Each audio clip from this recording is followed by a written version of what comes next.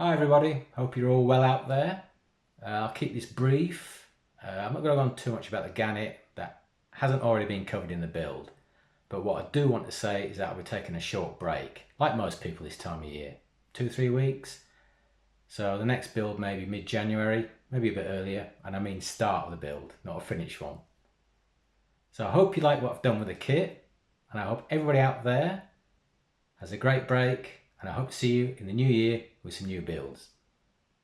See you later.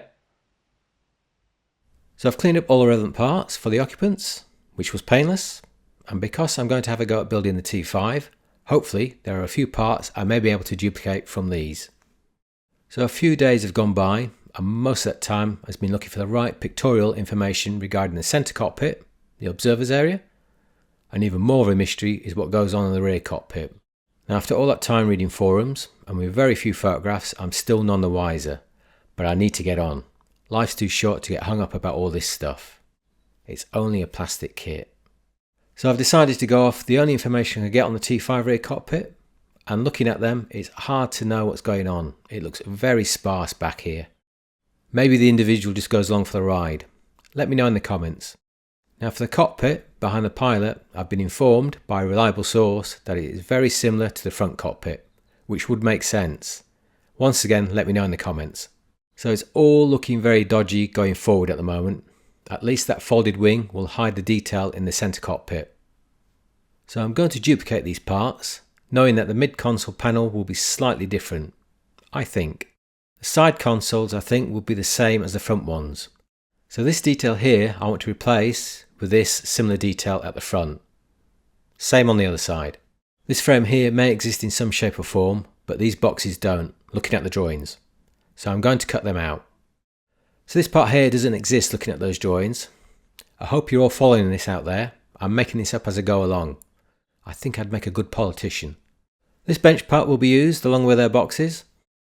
So we have a big box to add around here.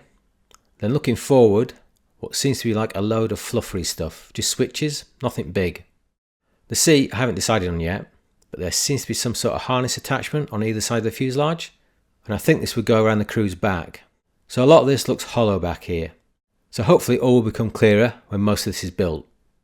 Let's cut these boxes out first.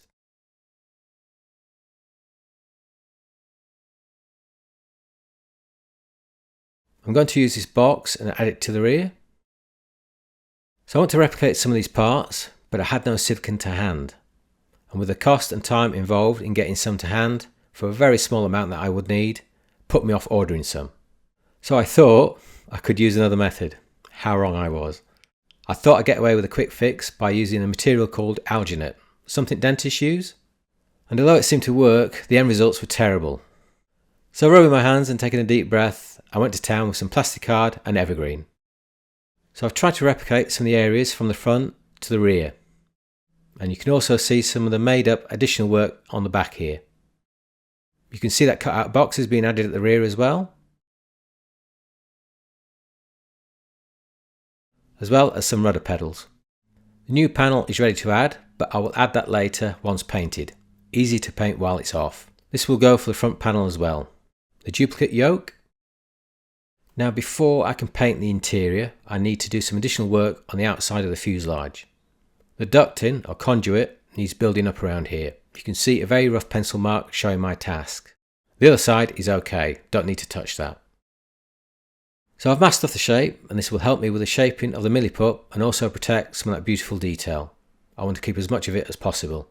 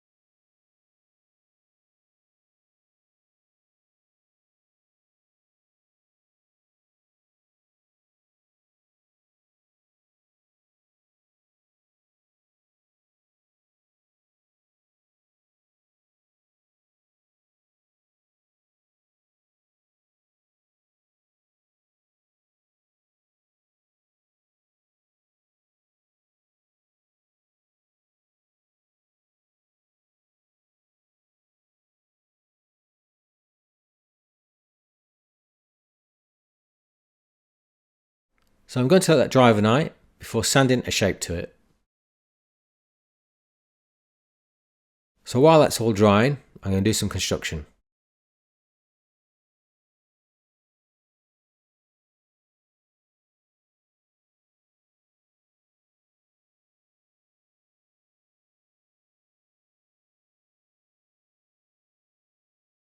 What on earth is he doing?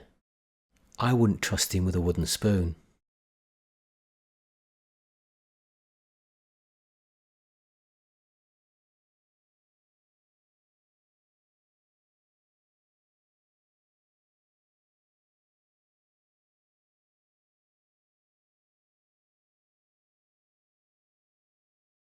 There you go, that's where it goes. Simple.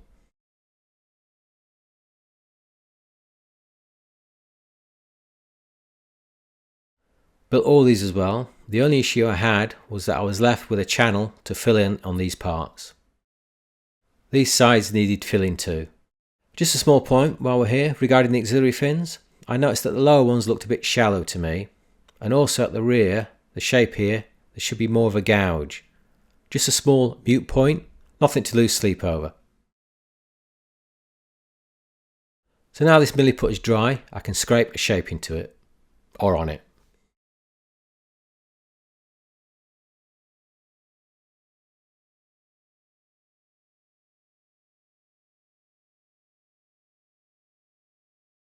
Just going to add some Mr. Surfacer 500 just so I can see the shape properly. The tape taken off and there's still more work to do, but we're getting there.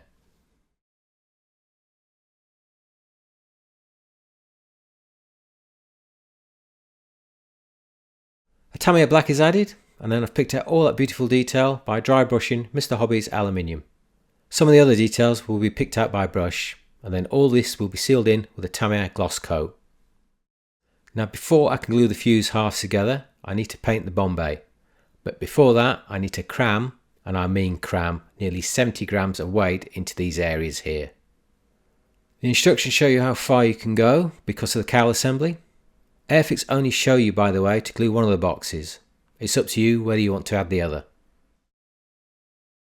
You can see I've added some of the lead here, and I've painted the bay with this stuff. And while I had the airbrush loaded, I did the rest of these parts too.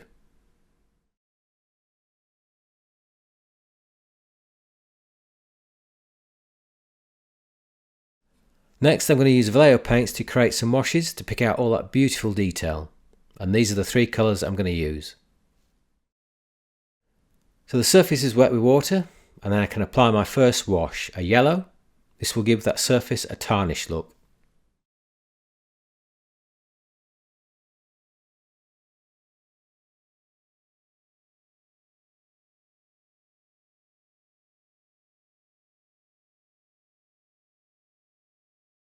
With the first wash dry, I can add a second dark wash using German grey, toned down with that burnt umber. With these washes dry, I'll finish the detail off by using some Tamiya panel wash sparingly here and there.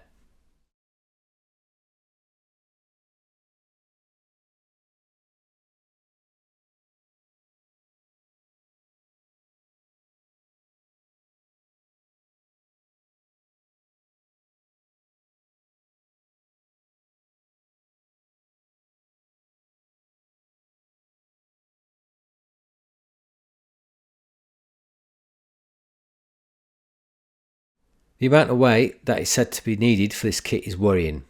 Even more so is where to put it all. As you can see, I've used all the space possible. I've even put some in the cowl. This thing is going to be a nightmare to handle when sanding and painting. One false move and this thing will go straight through my floor.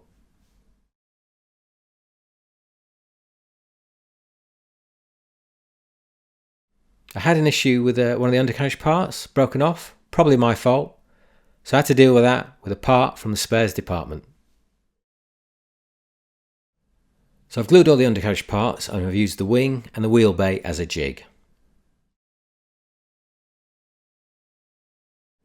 The rear row dome part needs some work. I need to fill that hole in. Maybe with my big toe?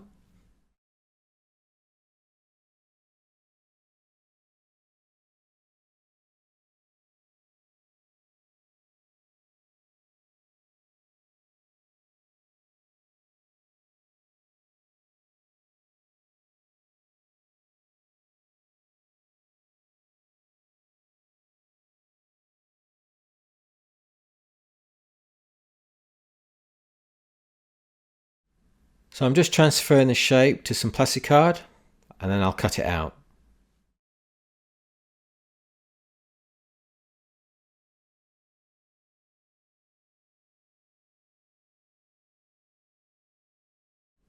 Finished.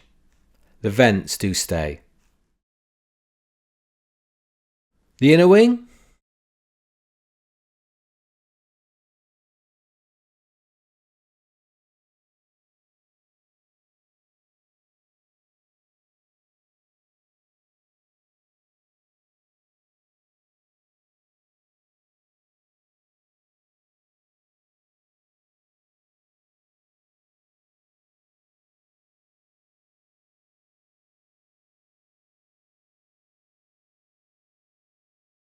The mid wing?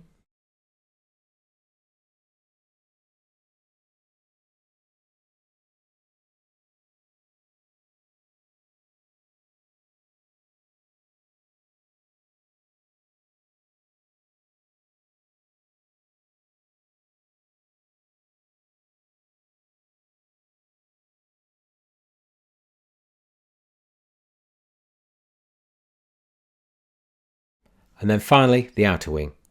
Don't forget that hole.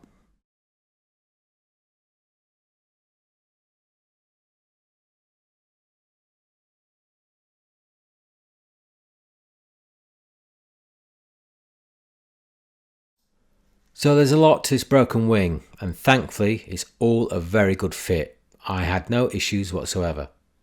These parts here where we left off the wing, because I can guarantee at some stage I would break them off. The cowl and back cover.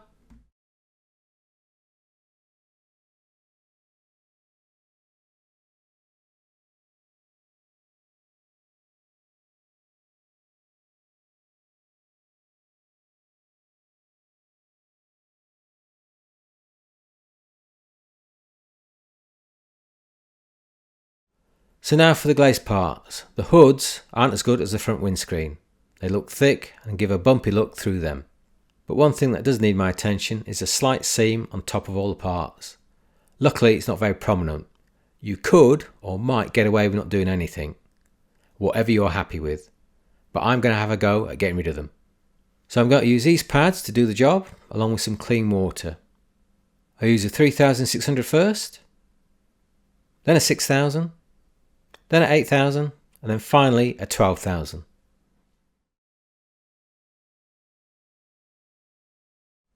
These parts are then washed and left to dry overnight before dipping them in a coat of this stuff. Other products are available. I just have this stuff to hand. So these parts will be covered and left to dry overnight.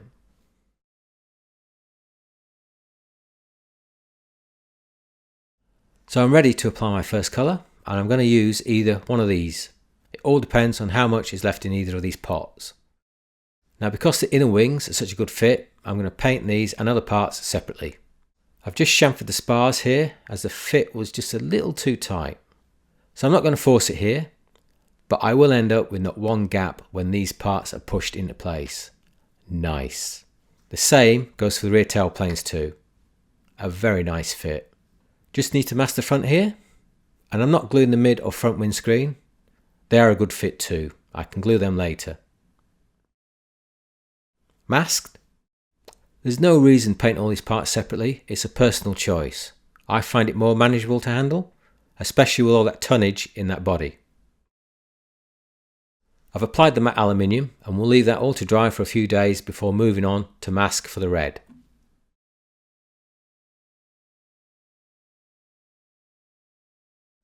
Now I've been messing around trying to get that fiery red, and I don't know what the actual colour is called. Forgive me. So I bought this set from Hataka. Hataka? I think that's how you pronounce it. I'm sure someone will tell me how to pronounce it correctly. Which I think should give me a good head start. I've never used these acrylic paints before, but it comes with two reds for these two birdies here. Now these colours look deceiving in their bottles, even when the bottle is shaken well. I had to spray the colour out to get the true finish of the colour. Now I've been messing around with different colour backgrounds, like this orange, just to see if it enhances the tone.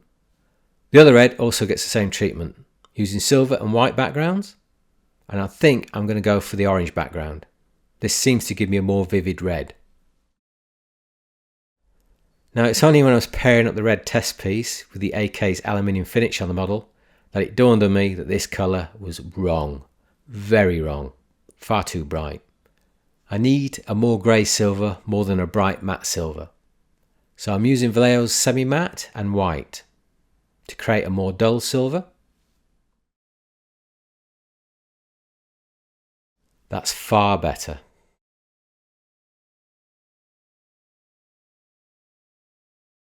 Masked off, ready for the orange coat first. I'm using Tamiya red and yellow to create the orange.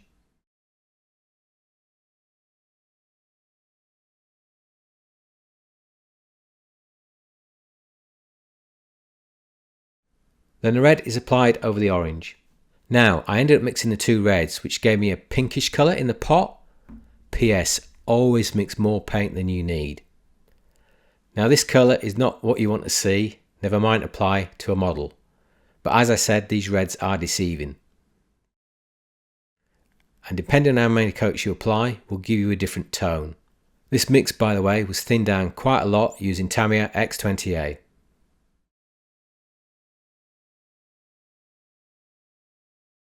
Glaze parts painted. Just need to make that periscope. Talking of which.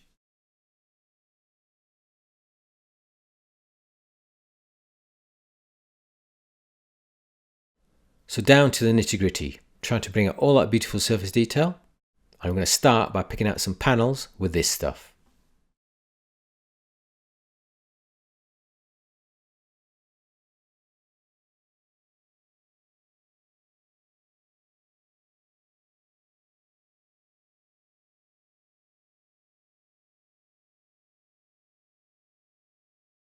Now before I start on the panel wash, I'm going to add the decals first, from one of the many options supplied by Extra Decals on this sheet. I hate decals, and guess what? I've got my first headache. And I haven't even put them in water yet. It looks like the serial number goes across all three parts of the wing, including the undercarriage door. Oh joy. So I'm going to try and use this wing to show me where the cuts will go, somehow. By the way, the decals are beautiful with what looks like a non-existent carrier film. I've used these decals in the past with no issues. Well, you can see that the cutout decal is a lot smaller than the decal guide. This could be a small blessing as it fits nicely on just one part of the wing. So I'm going to look at some photographs to see what the code actually looks like on the wings. Well, I never. Not only does it look like it does fit on one part of the wing, thankfully, but the orientation looks different as well compared to the actual decal guide. So instead of this, it seems to go more like this. Now this doesn't mean that this is right for this particular Gannet. I really don't need these meaningless problems in my life at the moment. So do check for yourself. Don't go off what I'm saying here. I'm just happy that I don't have to cut them out into pieces. So the tedious task of applying the decals, in whatever orientation it is done. And I'm only going to add a few of the more salient Airfix stencil decals here on this Gannet. Just a note to say that these decals are placed on an unvarnished surface. In other words, just straight on the paint. No! Of course, with a lot of help from Microset and Sol.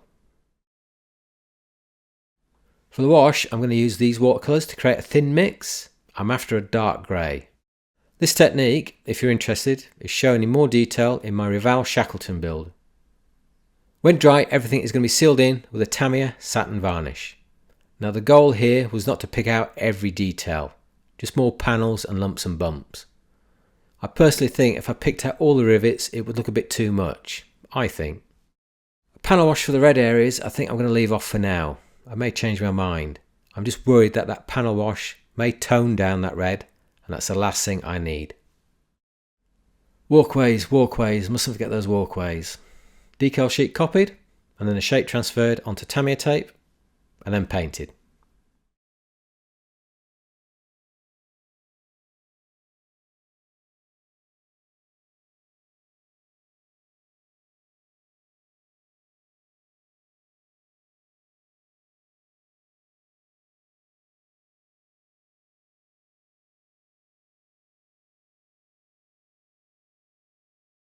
So all the parts have been sealed in with a satin varnish. Once again, I will add a few more dark washes using Tamiya Panaline Mix, just here and there though. Just need to assemble all this.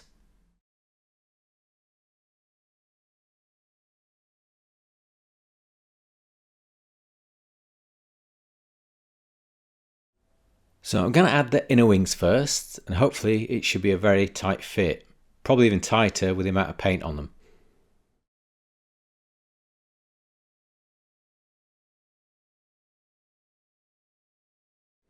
Beautiful.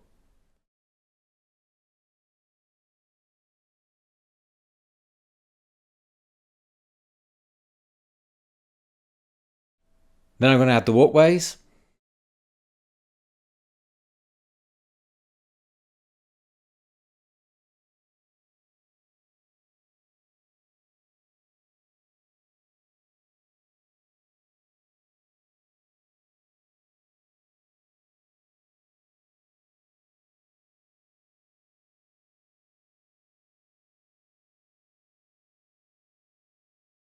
The undercarriage. Bombay doors.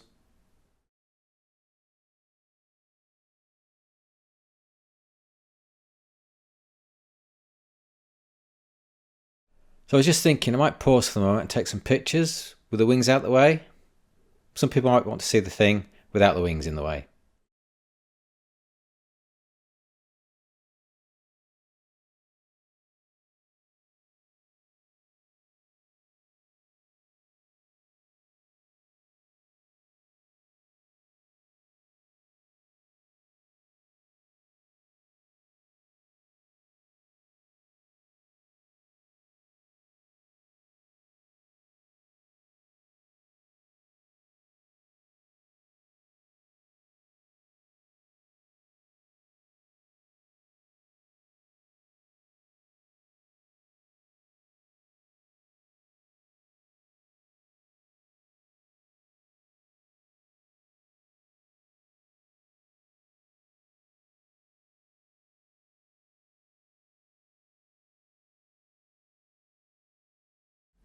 This build has been a pleasure.